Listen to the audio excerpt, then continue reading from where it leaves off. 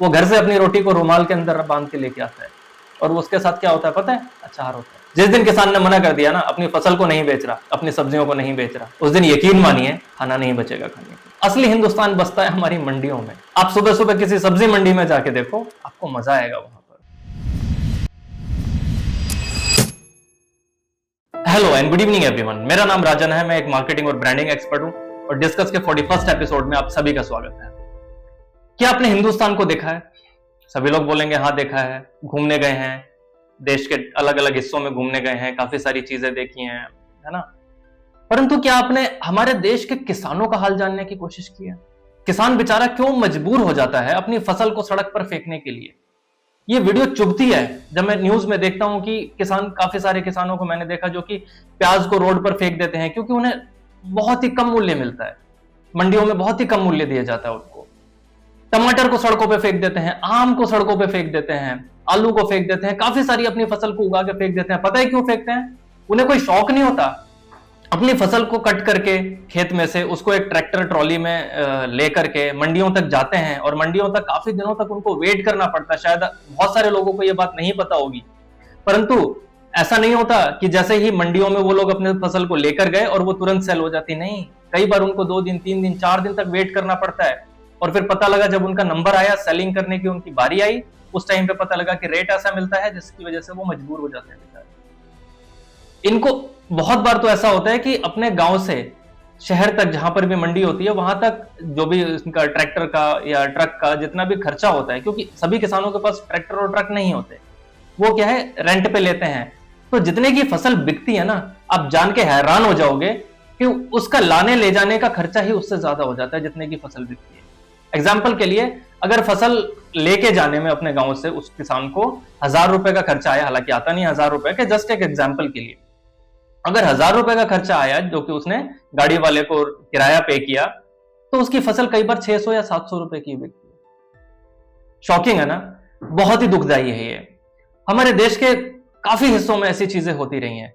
लेकिन क्या कभी ऐसा हुआ है अगर किसान अपनी फसल को, टमाटर को, प्याज को, आम को 2 रुपए 3 रुपए 5 रुपए किलो बेच के जा रहा है, आम को 6 रुपए किलो अगर बेच के जा रहा है, या फिर सड़क पर फेंक के जा रहा है, तो क्या कभी आपको और मुझे और करोड़ों परिवारों के घरों में वो चीजें सस्ती मिली हैं? क्या नहीं मिली ना? इसका सीधा सीधा मतलब यह होता है कि किसानों से ये सारी फसल काफी कम दामों पर खरीदी जाती हैं, और फिर वो डिस्ट्रीब्यूटर, रिटेलर, काफी सारे बीच में चेन होती है, एक लंबी चेन होती है, वो लोग हमारे घरों तक आते आते उस चीज का दाम बहुत ज्यादा बढ़ चुका होता है, 10 गुना, 15 गुना, 20 गुना। प्याज का रेट जो मार्केट में अभी मिलता है, प्याज वो 45 रुपए 50 रुपए किलो अच्छा प्याज मिलता है, परंतु किसान देखो, मैंने एक वीडियो में देखा था, कुछ वो 250 रुपए क्विंटल उसको रेट दिया जा रहा है। क्या मजाक चल रहा है यार? सरकार हर चीज का एक एमएसपी निर्धारित करती है, जिसके तहत ये गारंटी दी जाती है किसानों को कि आपको इतने रुपए तो मिलेंगे ही मिलेंगे आपकी फसल को। परंतु जो इस तरीके के डीलर होते हैं, जो मंडियों में होते हैं डीलर लोग, है ना, जो ब्रोकर्स होते हैं, वो लोग क्या करते हैं कि एमएसपी पे अगर बेचना है तो जाओ सरकार को डायरेक्ट दे दो।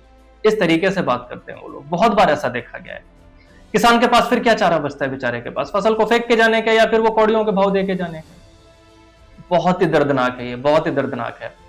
अब जरा इसके ऑपोजिट सोचिए। ये जो मुनाफाखोर लोग होते हैं, जो बीच में किसानों को सप्रेस करते हैं और हमें चीजें महंगी देते हैं, क्या हो अगर किसान अपनी फसल को उगाने के बाद मना कर दे, मैं नहीं बेच रहा? उसकी जमीन, उसकी फसल, मना कर सकता है वो, उसको राइट है पूरा मना करने का। उस केस में क्या होगा? खाना कहां से लाओगे? क्या करोगे? इंपोर्ट करोगे बाहर से, तो क्या वो सस्ता मिलेगा? लेकिन ये चीजें सभी को समझ में नहीं आती हैं। जो मुनाफाखोर लोग हैं वो किसानों को सप्रेस करते हैं। अरे साहब, आप सब्जी मंडी में आप जाके देखो, आप मॉल में जाते हो, बड़े बड़े सुपर स्टोर्स में जाते हो, वहां पे जाके आप सब्जी खरीदने का आनंद उठाते हो, फ्रूट्स को खरीदने का आनंद उठाते हो। वो रियल इंडिया नहीं है, वो असली हिंदुस्तान नहीं है। असली हिंदुस्तान बसता है हमारी मंडियों में। आप सुबह सुबह किसी सब्जी मंडी में जाके देखो, आपको मजा आएगा वहां पर। मॉल में अगर आप जाते हो, आपको भिंडी चाहिए, वहां पर एक ही कैटेगरी की भिंडी। आप मंडी में जाओ, आपको 50 अलग अलग वेराइटीज मिल जाएंगी, छोटे साइज की, बड़े साइज की, एक से एक फ्रेश वेजिटेबल्स आपको वहां पर मिलेंगे। कोई भी सब्जी आप लो, अलग अलग भाव मिलेंगे उसके। मॉल में तो एक फिक्स प्राइस है। अगर वहां पर 200 रुपए किलो लिखा है तो आपके पास कुछ ऑप्शन ही नहीं है। 1 ग्राम का भी पैसा लिया जाता है मॉल या सुपर स्टोर्स में। परंतु अगर आप जो ये लोकल मंडियां होती हैं, इनसे अगर आप जाके डायरेक्ट खरीदते हो सामान, तो अगर आप डायरेक्ट खरीदोगे तो थोड़ा सा अगर महंगा भी मिलता है ना आपको मॉल से, वैसे चांसेस नहीं होते कि लोकल मार्केट में मॉल से महंगा मिलता है, बट अगर मैं बोलता हूं कुछ चीजें अगर महंगी भी मिलती हैं 1-2 रुपए, तो भी आपको वहां से खरीद लेना चाहिए, क्योंकि 1 किलो सामान अगर आप वहां से खरीदते हो तो आपको 20-50 ग्राम वो लोग एक्स्ट्रा ही देते हैं, और आपको वैरायटी मिलती है खरीदने के लिए, इतनी सारी वैरायटीज मिलती है। अब यहाँ पर देखिए, सारे किसान या फिर इस तरीके के जो ट्रेडर्स हैं वो भी शरीफ नहीं है, उनके बारे में भी बात कर लेता हूं मैं। ये लोग भी बदतमीज होते हैं, जिसकी वजह से लोग मॉल्स की तरफ अपना वो क्या बोलते हैं रुख करते हैं। वो उस केस में पॉसिबल है जहां पर 1 या 2 वेजिटेबल सेलर्स बैठे हैं, और जाहिर सी बात है जहां पर 1 या 2 वेजिटेबल सेलर्स बैठे हैं वो डायरेक्ट किसान हो ही नहीं सकता, वो तो ट्रेडर है जो कि बदतमीज होते हैं। किसान बदतमीज नहीं होता, 99.9% केसेस में किसान बदतमीज नहीं होता बेचारा, उसे तो बस पैसे मिल जाए अपनी फसल के और वो बेच के अपने गांव को चला जाता है। तो बस इस वीडियो के माध्यम से मैं सिर्फ इतना आपको कहने की कोशिश कर रहा था कि जितना ज्यादा से ज्यादा पॉसिबल हो सके आप लोकल मंडियों से जाकर सब्जियां खरीदें, क्योंकि वहां पर ना आप असली हिंदुस्तान को देखेंगे, असली सब्जियों को देखेंगे कि किस तरीके से आती हैं, किसान को किस किस तरीके से प्रॉब्लम्स होती हैं, आप उस चीज को देखोगे, महसूस कर पाओगे। जो किसान वहां पे बैठा होता है ना, सब्जियों को बेच रहा होता है, उसके पास खाना खाने को भी टाइम नहीं होता। आप देखना, वो घर से अपनी रोटी को रुमाल के अंदर बांध के लेके आता है, और वो उसके साथ क्या होता है पता है? अचार होता है या फिर प्याज होती है, उसके साथ वो रोटी खाता है। उसको बहुत सारी फैंसी ऑप्शंस नहीं दिए जाते घर से जब वो जाता है सब्जियों को बेचने के लिए, या कई बार तो उसके पास वो रोटी भी नहीं होती है। बेचारा सोचता है कि सब्जियां जल्दी से बिक जाए, मैं 10-11 बजे अपने घर जाके अपने गांव जाके फिर खाऊंगा, जो गांव के आसपास के किसान है, जो शहर के आसपास के जो किसान है ना। तो बस अपने देश के किसानों को सपोर्ट करिए यार, किसान है तो हम हैं। जिस दिन किसान ने मना कर दिया ना, अपनी सब्जियों को नहीं बेच रहा, जिस दिन किसान ने मना कर दिया ना, अपनी फसल को नहीं बेच रहा, उस दिन यकीन मानिए खाना नहीं बचेगा खाने को। सोचिए जरा, बहुत गहरी बात है ये।